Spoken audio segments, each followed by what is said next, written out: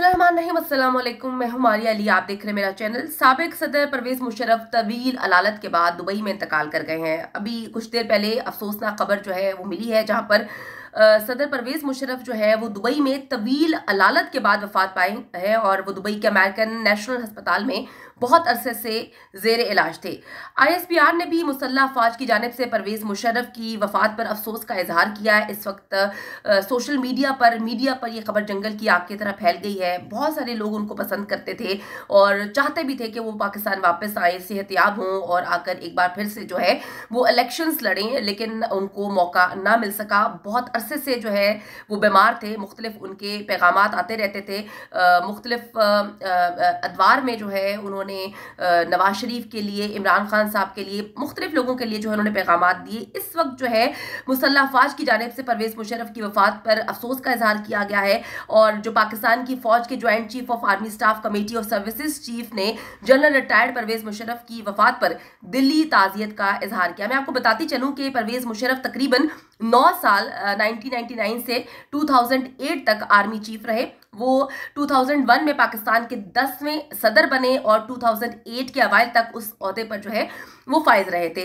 1999 में फौजी बगावत के बाद इक़्तिदार में आने वाले परवेज मुशर्रफ 2016 में इलाज की गर्ज से जमानत हासिल करने के बाद से मुत्तहदा अरब अमारात में मुकीम है और गुज़िश्ता साल जून के महीने में परवेज मुशर्रफ के अहल खाना ने अपने एक बयान में कहा था कि परवेज मुशर्रफ खराबी सेहत के इस मरहले में है जहां सेहतयाबी मुमकिन नहीं है और उनके अज़ा काम करना छोड़ चुके हैं। आप लोगों की दुआओं की ज़रूरत है। मुख्तलिफ मौक़े पर जो है उनके अहल खाना स्टेटमेंट्स इशू करते रहे, उनके पैगामात सोशल मीडिया पे देते रहे कि उनकी सेहत के लिए दुआ की जाए, उनकी तबीयत काफ़ी ख़राब है। परवेज मुशर्रफ के घर वालों की जानिब से जारी बयान में उनकी ज़िंदगी में आसानी की दुआ की अपील की गई थी और अहल खाना ने कहा था कि साबिक फ़ौजी सदर जो है वो एक ऐसी बीमारी में मुब्तला हैं। इस बीमारी में जिस्म में प्रोटीन जो है उसके मालिक्यूल्स जो हैं वो नाकारा हो जाते हैं, काम करना बंद कर देते हैं और उनके अज़ा मुकम्मल तौर पर इस बीमारी की वजह से वो काम करना बंद हो गए थे। अक्सर अफराद में इस बीमारी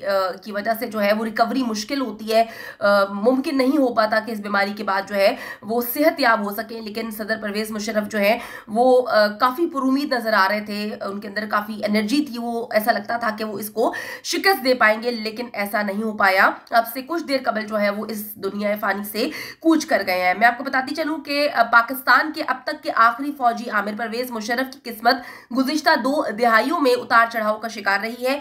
1999 में मुल्क में इक़्तिदार पर काबिज होने के बाद के उन पर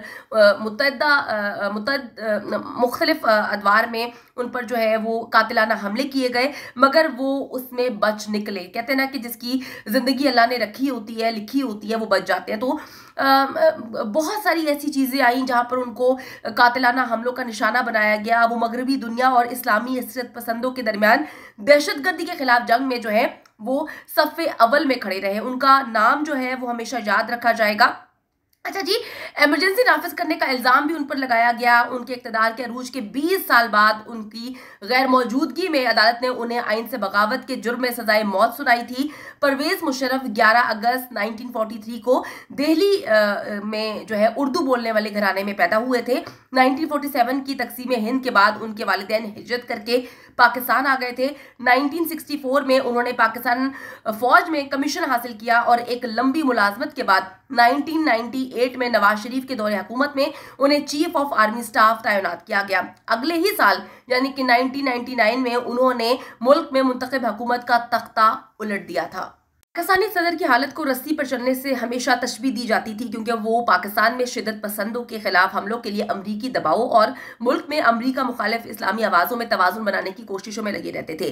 परवेज मुशर्रफ पर नेटो और अफगान हुकूमत की जानिब से मुसलसल इल्ज़ाम आयद किया जाता रहा कि जी अलकायदा और तालिबान के हमदर्द जंगजुओं की फाटा के रास्ते अफगानिस्तान में नकलो हमल को रोकने की भी काफ़ी कोशिश कर रहे थे।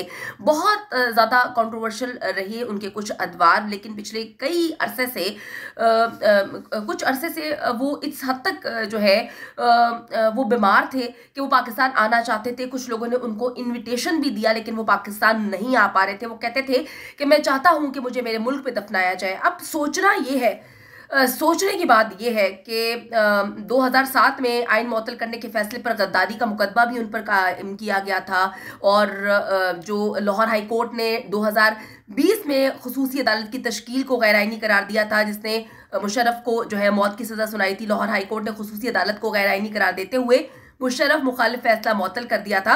अब सोचने वाली बात यह है कि जो इंसान ये दावा करता था कि वो पाकिस्तान से बहुत मोहब्बत करता है, पाकिस्तान के लिए उसने बहुत कुछ किया, पाकिस्तान के लिए वो हमेशा खड़ा रहा, पाकिस्तान की बहाली के लिए उसने काम किया, वो पाकिस्तान क्यों नहीं आ पाया? उसको कहाँ पर दफनाया जाएगा? अभी जो उनके फैमिलीज आए हैं इस पर गुफ्तगू कर रहे हैं, इस पर सोच विचार की जा रही है कि आया उनको पाकिस्तान लेकर आया जाएगा, उनको उनकी सरजमीन पर दफनाया जाएगा, जिसके लिए उन्होंने हमेशा से जो है वो काम किया, हमेशा से मेहनत की, हमेशा से पाकिस्तान के लिए जो है वो आवाज़ बुलंद करते रहे, पाकिस्तान के लिए जो है वो खड़े रहे, पूरी दुनिया से पाकिस्तान के लिए लड़ते रहे, या उनको यूएई में जहाँ पर वो इतने अरसे से ज़ेरे इलाज हैं उनको वहीं पर दफनाया जाएगा? तो अभी बहुत सारी चीज़ें जो है इस पर बात की जा रही है, लेकिन जो तकलीफ दे सिचुएशन ये है कि उनकी फैमिली डिसाइड करना उनके लिए मुश्किल हो चुका है कि आया वो पाकिस्तान लेकर उनकी बॉडी को आ रही हैं या उनको पाकिस्तान नहीं आने दिया जाएगा। अगर पाकिस्तान नहीं आने दिया जाएगा तो कौन उनको रोकेगा?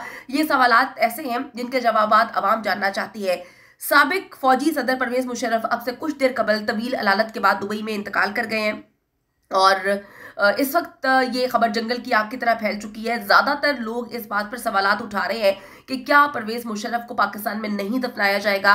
क्या पाकिस्तान के फौजी एजाज़ के साथ उनको जो है उसी तरीके से इज्जत मिलेगी जिस तरह से बाकियों को इज्जत मिलती आ रही है, या उनको यूएई में जो है वहीं पर दफनाया जाएगा? उनकी फैमिली जो है उनसे रब्ता करने की कोशिश की गई है, लेकिन अभी वो सदमे में है, अभी वो दुख और तकलीफ की इस घड़ी में। उनको पता था कि उनका बचना मुश्किल है, लेकिन कहीं ना कहीं एक उम्मीद थी, क्योंकि जो परवेज मुशर्रफ साहब है वो बड़े बहादुर किस्म के इंसान थे, और डॉक्टर्स के मुताबिक वो कोशिश कर रहे थे लड़ने की, वो फाइट कर रहे थे इस बीमारी से रिकवर करने की, और ऐसा लगता था कि वो रिकवर कर भी जाएंगे। लेकिन आज जो है वो इंतकाल कर गए हैं, आज इस दुनिया से वो कूच कर गए हैं। तो फैमिली जो है इस वक्त काफ़ी परेशान है, काफ़ी तकलीफ में है, काफ़ी सदमे में है।